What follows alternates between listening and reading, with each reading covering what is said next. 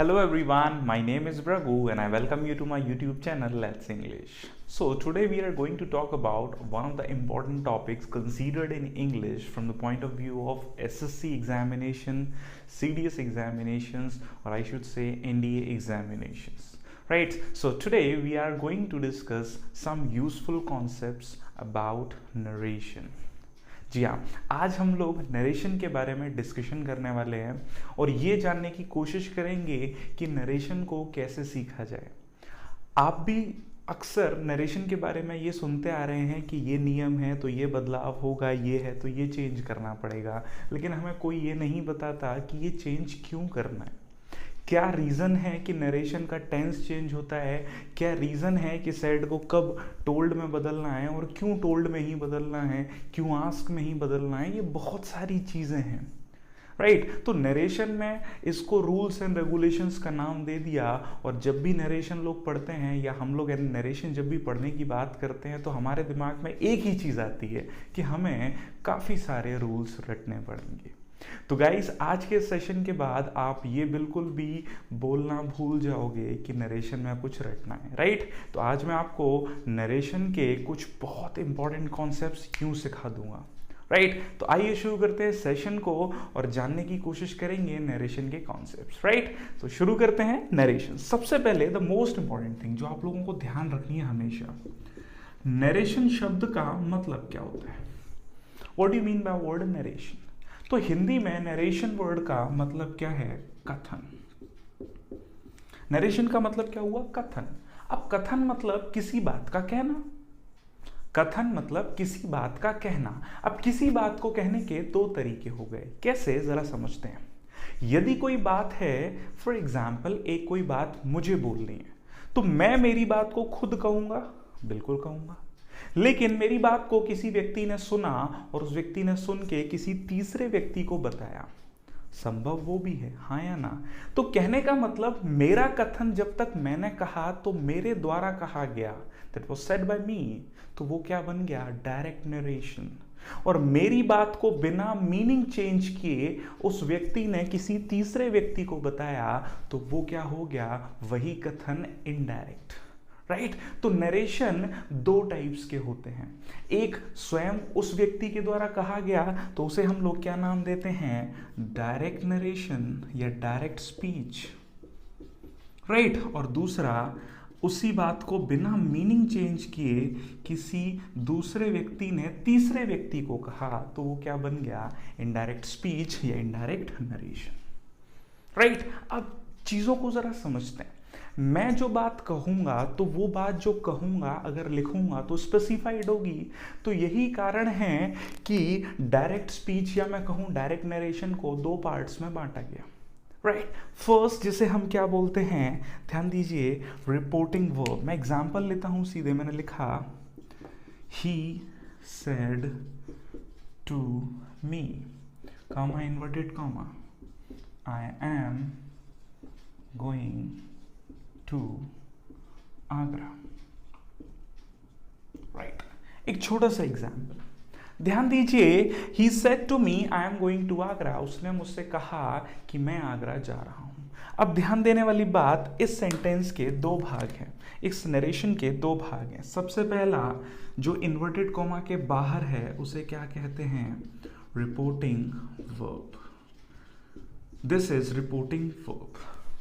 Right, inverted comma के जो अंदर है, इन्वर्टेड कॉमास में जो लिखा है स्पेसिफाइड बात है, कथन है जो कहा जा चुका है, इसीलिए इसे क्या कहते हैं? Reported speech. राइट, आई होप आपको ये बात समझ में आई हो। Reported speech and reporting verb. अब देखिए, ये हो गया ही सब्जेक्ट और मी क्या हो गया? ऑब्जेक्ट। समझ में आती है बात। अब जरा ध्यान देंगे और चीजों को बारीकी से समझेंगे। He said to me I am going to Agra, ये मैंने कहा मैं आगरा जा रहा हूं। राइट, मेरे साथ मेरा एक दोस्त खड़ा है, उसने सुना और उसने सुनकर मेरे दूसरे दोस्त को बताया, तो अब वो क्या बोलेगा? ध्यान दीजिए, यही चीजें हैं जो हम रटते हैं। लेकिन समझने वाली बात, मैंने मेरी बात कही, राइट, अब मेरे दोस्त ने सुना, अब वो दूसरे दोस्त को कहेगा या बताएगा? कहेगा या बताएगा, तो बिल्कुल हम यहाँ सेड को किस में चेंज करते हैं, टोल्ड में, क्योंकि वो बताएगा। तो क्या बनेगा जरा देखिए, ही टोल्ड मी। अब सेंटेंस के दोनों भागों को जोड़ना है, तो वी नीड अ कंजंक्शन। जोड़ने के लिए अभी मैं बताऊंगा कि यही कंजंक्शन क्यों, बस थोड़ा सा ध्यान दीजिए। तो जोड़ने के लिए हमने यहां अभी क्या कंजंक्शन यूज कर लिया, दैट। तो जब हम डायरेक्ट से इनडायरेक्ट में चेंज करेंगे, तो फर्स्ट थिंग ध्यान रखने की कि दोनों भागों को एक कर दिया जाता है, क्योंकि डायरेक्ट नरेशन उस बात को अलग तरह से बोल रहा है, लेकिन जब कोई दूसरा व्यक्ति उसी व्यक्ति को बोलेगा, तीसरे व्यक्ति को, तो वो बात एक स्टेटमेंट हो जाएगी, तो वो अपने स्टेटमेंट के अकॉर्डिंग बोलेगा। क्लियर? तो ही टोल्ड मी दैट। अब मैंने कहा था मैं जा रहा हूं, जब मेरी बात को मेरा दोस्त किसी तीसरे व्यक्ति को कहेगा, तो मैं बोलेगा या वो, राइट? तो देखिए हमने प्रोनाउन का नियम भी रटा है सन के रूल के हिसाब से, लेकिन हम यहां से चीजें सीख रहे हैं। तो कहने का मतलब क्या है, मैं आगरा जा रहा हूं, मेरे दोस्त ने सुना, मेरे दोस्त ने तीसरे को क्या बोला, वह। तो आप देखिए आपने आई को किस में चेंज किया, ही में। यहाँ कैपिटल लेटर्स, लेकिन अब दोनों कंबाइन हो गए तो स्मॉल। अब मैंने कहा मैं आगरा जा रहा हूं, देखिए जब मैंने ये बात कही तब वो प्रेजेंट था, मैंने जब ये बात कही तब वो प्रेजेंट था, लेकिन मेरा दोस्त मेरे तीसरे दोस्त को जब बताएगा तो वो बात पुरानी हो गई, और वो बात जब पुरानी हो गई तो प्रेजेंट को किस में चेंज करेंगे, पास्ट में। और यही एक कारण है नरेशन में हम क्या चेंज करते हैं, टेंस। आई होप सारी बातों का मेथड है, बस और कुछ नहीं, बोलने का तरीका है। तो इसीलिए एम किस में चेंज हो गया, was going to Agra. This is it. I hope आपको ये बात समझ में आई हो। तो कथन पर निर्भर है सारी चीज, कुछ नहीं है। You don't have need to cram anything, you just need to understand the concept. It's dialogue, it's conversation, it's a conversation simply between two people, or maybe the third person is hearing you, right, listening to you, right? तो इस चीज को जरा ध्यान देना है और समझने की कोशिश करना है कि direct narration 2 parts, indirect narration combine करके बोल दिया। अब जरा ध्यान दीजिए, इंपॉर्टेंट थिंग, हमने सेड को तो टोल्ड में बदल दिया। देखिए सेड का टेंस क्या है, पास्ट, हाँ या ना। इंपॉर्टेंट बात ध्यान रखने की, रिपोर्टिंग वर्ब का कभी भी टेंस नहीं बदलेगा। जिस टेंस में वो लिखी है आप उसी का फॉर्म चेंज कर सकते हो, लेकिन आप कभी भी क्या नहीं करोगे, रिपोर्टिंग वर्ब का टेंस चेंज नहीं करोगे, क्योंकि जिस बात पॉइंट पर वो बात कही गई वो तो वही रहेगी। चेंज किस में आएगा, रिपोर्टेड स्पीच में। क्लियर एवरीवन, ये चीज ध्यान रखना, यानी रिपोर्टिंग वर्ब का टेंस हम चेंज नहीं करेंगे। अब आपने देखा, आगे बढ़ते हम, रिपोर्टिंग वर्ब का टेंस नहीं चेंज हुआ। अब नेक्स्ट बात, लेकिन सेड किस में चेंज हो गया, टोल्ड में। ये कैसे चेंज हुआ, राइट? तो मैं आपको एक फटाफट से लॉजिक समझाता हूं, जरा ध्यान दीजिएगा। हम इसी सेंटेंस को बेस मानकर समझ रहे हैं सारी चीजें। क्लियर? चलिए भाई, तो सबसे पहली बात, there are 5 types of sentences, जिस आधार पर चीजें हम सीख रहे हैं। तो कौन कौन से हैं? सबसे पहला अफर्मेटिव या assertive sentence, right? Second one is your interrogative sentence. Clear? अब इंटेरोगेटिव में भी टाइप 1, टाइप 2। क्लियर? चलिए, नेक्स्ट वन क्या है, imperative sentence,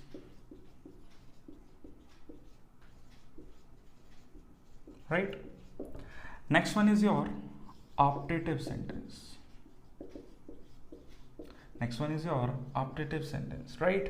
And the last one is your exclamatory sentence, right? तो आप ध्यान देंगे, इस सेंटेंस को हमने बेस माना है, ठीक? बाकी चीजें हम समझ रहे हैं, राइट? तो there are 5 types of sentences जो हमने भी देखे। असर्टिव, अफर्मेटिव सेंटेंस, पहचान क्या है, जो सब्जेक्ट से शुरू होगा उसके बाद वर्ब आएगी। इसमें नेगेटिव भी काउंट हो सकता है, नेगेटिव सेंटेंस सब में आ सकता है, राइट? तो सब्जेक्ट से शुरू हो उसके बाद वर्ब आए। इंटेरोगेटिव सेंटेंस टाइप 1 कौन सा है, जो जिसकी शुरुआत हेल्पिंग वर्ब से होगी, या मैं कहूं जिसका आंसर हम किस में देंगे, यस या नो में। क्लियर? चलिए, टाइप 2 जो किससे शुरू होगा, WH वर्ड से, राइट? इंपैरेटिव सेंटेंस कौन से होते हैं, ऐसे सेंटेंस जिसमें कमांड हो, रिक्वेस्ट हो, राइट? एडवाइस हो, सजेशन हो, इस तरह का भाव हो। ऑप्टेटिव सेंटेंस कौन से होते हैं, सुना होगा, मे गॉड ब्लेस यू, यानी ऐसे सेंटेंस जो विश या प्रेयर का सेंस दें। क्लियर।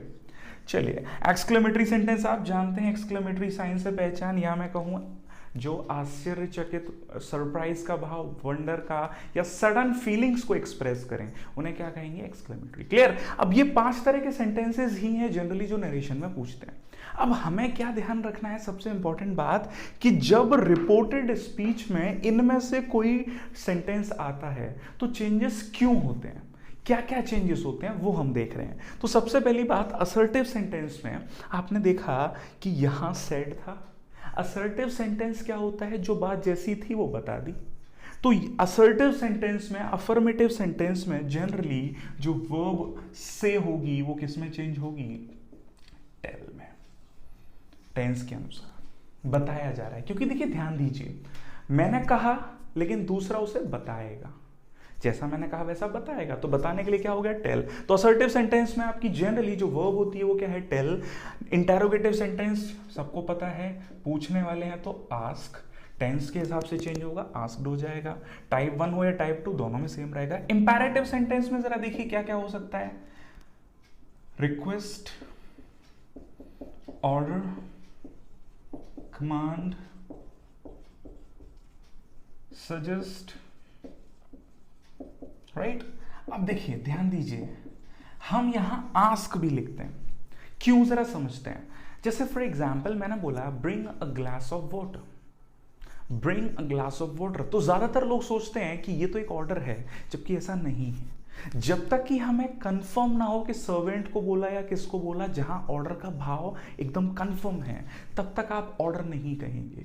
लेकिन जब मैंने बोला bring a glass of water, इसका मतलब आप सिंपली बोल भी सकते हैं। तो जब भी ऑर्डर और रिक्वेस्ट में कंफ्यूजन हो, आप वहां इंपेरेटिव में क्या चुनेंगे, आस्क। क्लियर। आई होप आपको ये बात समझ में आ रही है। नेक्स्ट वन, विश प्रे के लिए बिल्कुल विश्ड, विश या प्रे या ब्लेस, राइट, इस तरह के वर्ड हम यूज करेंगे रिपोर्टिंग वर्ब को चेंज करने के लिए। अब बात आती है एक्सक्लेमेटरी। तो एक्सक्लेमेटरी क्या है, भाव को बताते हैं। तो भाव बताने के लिए आपको क्या लिखना पड़ेगा, एक वर्ड एक्सक्लेम्ड, और जैसा भाव होगा आगे आप लिख देंगे, exclaimed with Joy, exclaimed with sorrow, exclaimed with grief, uploaded.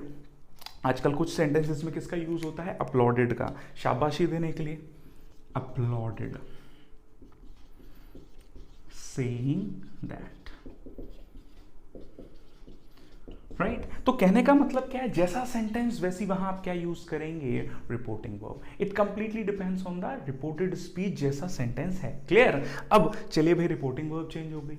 अब आप आगे आए तो ऑब्जेक्ट को चेंज किया। अब ऑब्जेक्ट लिख दिया हमने, अब इन दोनों को जोड़ना पड़ेगा। तो अब कंजंक्शन भी सेंटेंस के अकॉर्डिंग चेंज होता है, राइट। वहां ध्यान दीजिए, असर्टिव सेंटेंस जो भी होंगे, ध्यान दीजिए, जैसे मैंने कहा I am going to Agra, ध्यान से समझना, बहुत सिंपल सी बात है बताने की। I am going to Agra, मैंने कहा मैं आगरा जा रहा हूं, ये बात कंफर्म है या नहीं।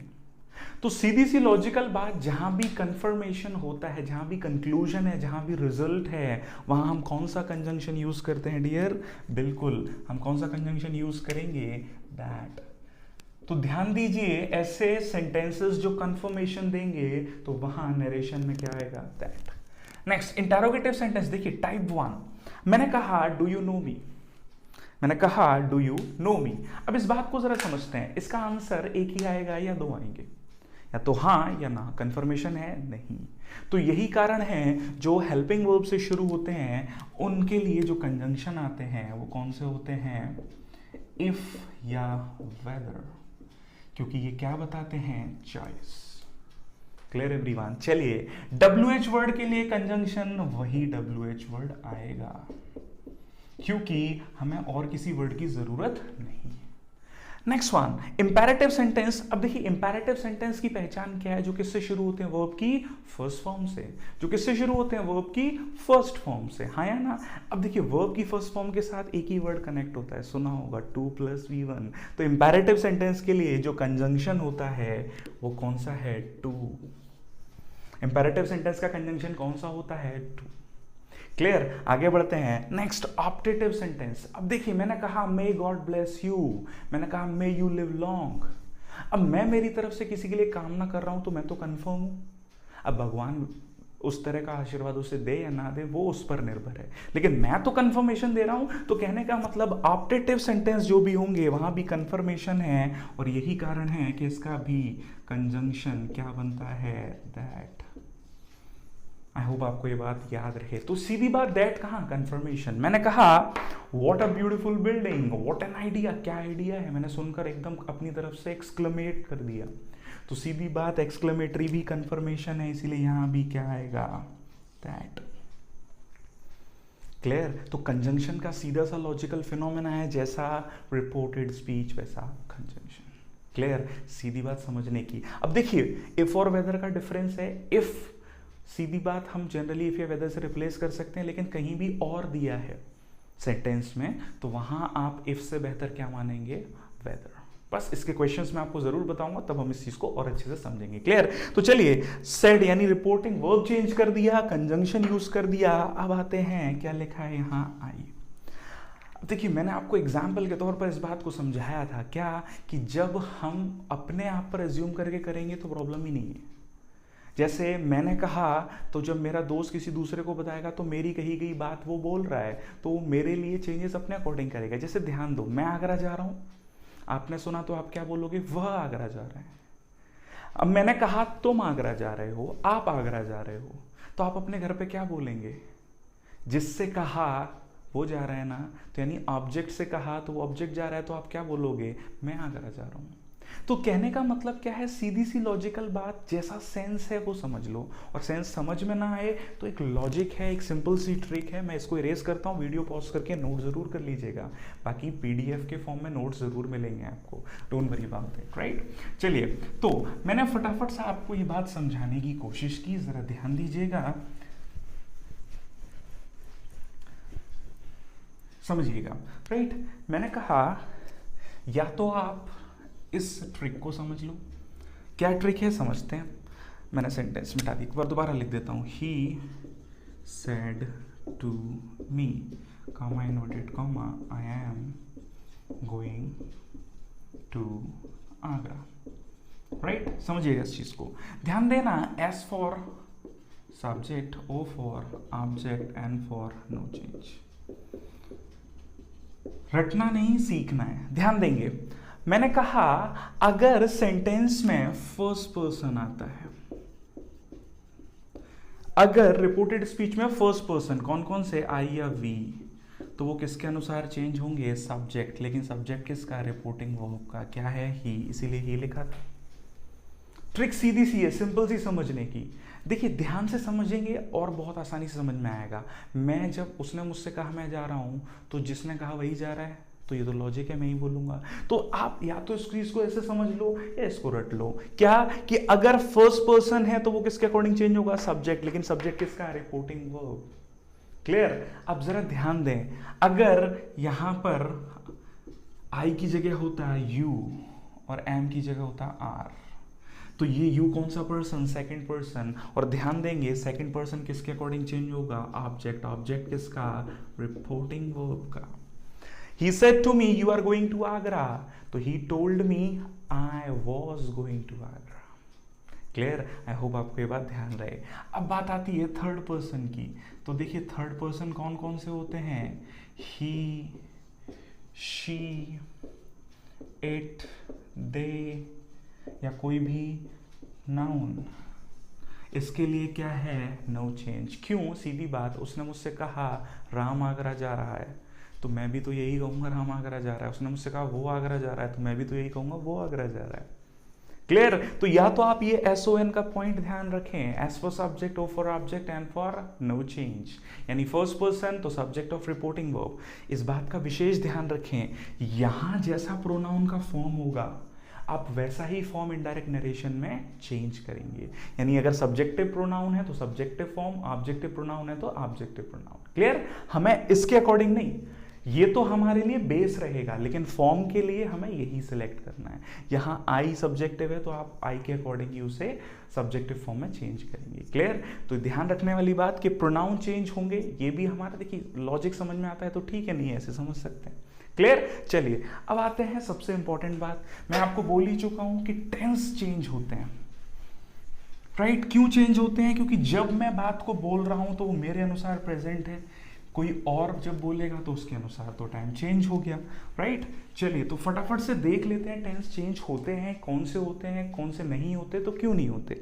तो फटाफट से देखेंगे कि अगर डायरेक्ट नरेशन है और इनडायरेक्ट है में क्या क्या चेंज है। राइट? तो सबसे पहला जो टेंस है दैट इज प्रेजेंट सिंपल, किस में चेंज हो जाता है? बिल्कुल पास्ट सिंपल में, यानी फर्स्ट फॉर्म किस में चेंज होगी? Second form. Next one present continuous, किस में चेंज हो जाएगा? Past continuous. Right? Next one present perfect, किस में चेंज हो जाएगा? Past perfect. Clear? Next one present perfect continuous, किस में चेंज हो जाएगा? Past perfect continuous. देखिए ये सारी बात अगर सीख चुके हैं तो बिल्कुल आपको समझ में आ गया होगा, बाकी मैं आपको सिर्फ चीजें बता रहा हूं कैसे चेंज होती हैं। राइट? नेक्स्ट है पास्ट सिंपल। अब पास्ट सिंपल आ गया रिपोर्टेड स्पीच में तो वो किस में चेंज होगा? Past perfect. Right? Past continuous किस में चेंज होगा? किस में चेंज होगा? Past perfect continuous. ऐसा कभी मत करना, लोग इस चीज का लॉजिक नहीं समझ पाते हैं। देखिए सीधी बात है, अगर परफेक्ट कंटिन्यूअस आ रहा है तो इट नीड्स टाइम, तो यहां तो टाइम होता ही नहीं है। बात समझ में आ रही है? परफेक्ट कंटिन्यूअस को ड्यूरेशन चाहिए, तो आप बिल्कुल भी गलती मत कीजिएगा कि पास्ट कंटिन्यूअस को हम पास्ट परफेक्ट कंटिन्यूअस में बदल दें, नहीं करना है हमें। क्लियर? तो ध्यान दीजिएगा इस बात को कि हमें नहीं करना है। नेक्स्ट पास्ट परफेक्ट, इसका भी कोई चेंज नहीं होगा। पास्ट परफेक्ट कंटिन्यूअस, इसका भी कोई चेंज नहीं होगा। अब विल है, शैल है, कैन है, मे है, इसके सेकंड फॉर्म में चेंज हो जाते हैं। Would, should, might, right, could. Clear? चलिए हैज, हैव किस में चेंज होंगे? हैड में, तो वो second form. Is am are किस में चेंज होंगे? वॉज वर में। इंपॉर्टेंट बात आती है वॉज वर किस में चेंज होंगे? तो वॉज वर अगर अकेले आ रहे हैं तो आप इसको किस में चेंज करोगे? बीन में, क्योंकि वॉज वर क्या हो गए आपके? Past simple, past simple past perfect में, तो हैड बीन हो जाएगा। राइट? ध्यान दीजिएगा। हाँ इंपॉर्टेंट बात है मस्ट की, मस्ट को किस में चेंज करना है? राइट? फटाफट से जो लोग नोट कर रहे हैं नोट कर लीजिएगा, मैं इरेज कर देता हूं वीडियो पॉज करके। मस्ट किस में चेंज होगा? देखिए मस्ट का लॉजिक समझते हैं। देखिए मस्ट किसी भी बात को अनिवार्य रूप से मतलब मैंडेटरी करना, राइट? ऑब्लिगेटरी कर देना। ऑब्लिगेशन के लिए हम लोग ऑट टू यूज करते हैं, मैंडेटरी कर देना। तो देखिए जरा समझिएगा, अगर कोई बात प्रेजेंट या पास्ट में मैंडेटरी है, देखिए जनरल फिनोमेना यही कहता है जो मैं आपको बता रहा हूं, पास्ट और प्रेजेंट में मैंडेटरी है तो आप मस्ट को किस में चेंज करेंगे? हैड टू में। अगर कोई बात फ्यूचर के लिए आप मैंडेटरी कर रहे हैं तो आप मस्ट को किस में चेंज कर देंगे? वुड हैव टू में, क्योंकि फ्यूचर का ऑब्लिगेशन। और अगर परमानेंट मैंडेटरी पॉइंट बताना है तो आप मस्ट को किस में ही रखेंगे? मस्ट में। सीधी लॉजिकल बात। राइट? तो अगर ये इस तरह का क्वेश्चन आपके एग्जाम में है तो आपको सेंस देखना है, उस हिसाब से चेंज करना है। राइट? अब आते हैं जो टाइम वाले वर्ड हैं उन पर, जैसे टुडे। अब देखिए मैं बोल रहा हूं I am going to Agra today, आपने सुना तो आप जब बता रहे हो तो वो उस दिन की बात होगी, तो इसीलिए देखिए टुडे किस में चेंज हो जाता है? That day, tonight, that night, tomorrow, the next day. Right? और अगर कहीं नेक्स्ट डे ही आ जाए तो तो वो आने वाले दिन के लिए हम क्या बोलते हैं, the following day, right. Yesterday, the last day या द प्रीवियस डे, राइट। अगर लास्ट डे आता है तो द प्रीवियस डे। नाउ को किस में चेंज कर देना है अभी, देन में, राइट। कभी कभी एडवांस में भी चेंज होता है, ठीक है, ये मैं बताऊंगा आपको जब सेंटेंस हम करेंगे किस तरह से होता है। सेंटेंस पर डिपेंड करेगा, सारी चीजें सेंटेंस पर डिपेंड करेंगी, राइट। दिस है, दैट है, दोज है, सॉरी दीज है, दोज में, राइट। इस तरह से सारी चीजों को हम चेंज करते हैं नरेशन में। सीधी बात है, टाइम बदल रहा है, कहने वाला व्यक्ति बदल रहा है, तो ऑब्वियसली चेंजेस आएंगे बाद में। इंपॉर्टेंट बात, ये सारी चीजों के लिए सिर्फ एक बात ध्यान रखें, क्या समझते हैं, नरेशन में टेंस चेंज होता है क्योंकि बात का जो कहने का समय है वो बदल जाता है। और यही अंतर है वॉइस और नरेशन में। वॉइस में हम टेंस चेंज नहीं करते क्योंकि वह सब्जेक्ट ऑब्जेक्ट का चेंजेस होते हैं, लेकिन नरेशन में टाइम चेंज होता है, इसीलिए नरेशन में क्या चेंज किए जाते हैं, टेंस। आई होप आपको ये बात समझ में आई हो, राइट। एक और सेशन है जिसमें मैं आपको बहुत एडवांस क्वेश्चंस बताऊंगा नरेशन के बारे में, राइट। तो वो जल्दी हम लोग लेकर आएंगे, आप लोग उस चीज़ के बेनिफिट ज़रूर लेंगे। आई होप आपको ये कॉन्सेप्ट समझ में आए हो। अगर कोई भी आपकी क्वेरीज है तो बिल्कुल आप पूछ सकते हैं कमेंट सेक्शन में, मैं ज़रूर रिप्लाई करूँगा, राइट। और ये कॉन्सेप्ट्स का PDF मैं आपको ज़रूर टेलीग्राम चैनल पर प्रोवाइड करूँगा। सो आई होप आपको नरेशन के कॉन्सेप्ट समझ में आए हो। So at last, I Braghu, I thank you so much for watching this video. We'll see you in the next session with some more interesting facts. Thank you so much.